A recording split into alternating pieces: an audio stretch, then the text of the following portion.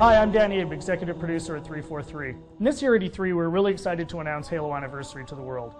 We wanted to give an example of campaign, so we used Silent Cartographer to really highlight some of the exciting features we're developing for the game.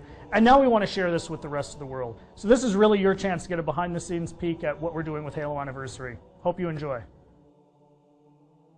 Okay, so let's dive right in and take a look at Silent Cartographer. This is exactly the same demonstration we gave to the press at E3. In fact, this is exactly the same build. So the exciting thing is that this build has come a really long way since we showed this at E3. It's kind of funny for me to look at it now and say, hey, the game looks much better now. So the first thing you're going to see immediately on the fly-in is the graphical upgrade. I mean, the game looks fantastic. We spent a lot of time really lovingly bringing this into the current generation and, you know, working very hard to make sure that this looks like a current generation title, something everyone can look at and just say, wow, this game looks fantastic. But the big test is really, how does it feel? So let's take a look. So we're going to charge the beach here. First thing you're going to get a taste of when you pick up this game and start playing is that this plays exactly like the original.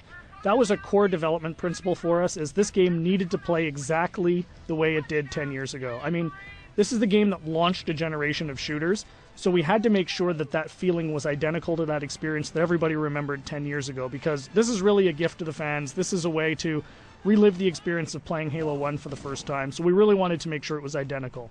And the way we did that was actually a fun technical trick. We're actually running portions of two engines at the same time. So the underlying code, the code controlling how the game feels, how the AI reacts, all of that stuff, is a lot of it's the original Halo 1 code, and that was really the best way for us to ensure that the game played exactly the same as it did 10 years ago.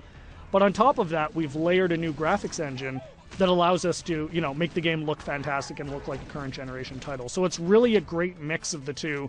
So at the end of the day, you know, your Halo fan gets a game that plays exactly like they remember, but looks like a current generation title. We get some other benefits from this as well. You know, as I said earlier, and I say this all the time, the primary goal for this game is to make sure Halo fans can relive the experience of what it was like to play 10 years ago.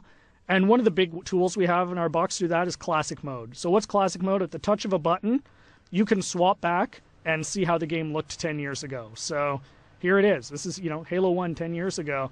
And it's really a magical feature for Halo fans, because this just lets you go back in time and see exactly how this game looked 10 years ago. But the fun part is you can come back at any time. So Classic Mode gives you the ability to go back and forth whenever you want at the campaign. So one of the things that's fun to do is get out to a spot like this that, you know, just looks beautiful. You've got the water, the sun reflecting over it, the Halo ring in the background, and say, hey, what did this look like 10 years ago?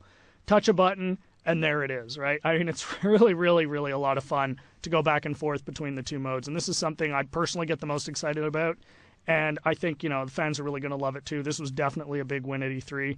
As you can see, the other benefits you get from the new version is you've got the splash effects, the dust effects as you get back onto the beach.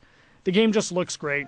The other thing that's fantastic is for the first time, you know, we're going to have co-op over live for the campaign. So you can hop onto the Warthog with a buddy and just plow through this game and, you know, start mowing down grunts and elites and, you know, just team up with a friend. Get on, go, you know, hook up on live and play through the campaign together. And, you know, we think people are really going to love that too. I often say, what would Halo 1 be without the Magnum? And, you know, of course, the Magnum's back. Everyone remembers that fantastically overpowered pistol that just enabled you to walk through and just mow through hordes of enemies. Tremendous amount of fun. So, you know, we're excited to bring that back as well. Again, you know, you can see the game plays exactly the same as it did. Cannot highlight that enough. That was really, really important for us to make sure that this game played the same as it did, because this is really an iconic game. This is the game that convinced a lot of people, myself included, that you could actually have a fun first-person shooter experience on the console. I mean, I was a hardcore PC shooter guy, you know, who said you're never going to make a game on the console that is going to, you know, make me want to play. And this is the game that changed my, you know, my impression of it. And it's the same for millions of Halo fans. And those fans, that's who this game is for. You know, this game is really a labor of love for us here at 343, and we're really excited to be able to present it to you. So there's your sneak peek of Silent Cartographer. Really just the tip of the iceberg. We've got a lot more features we're going to announce as we get closer to launch. Come to Halo Fest at the end of August and see the whole game in action. See you then.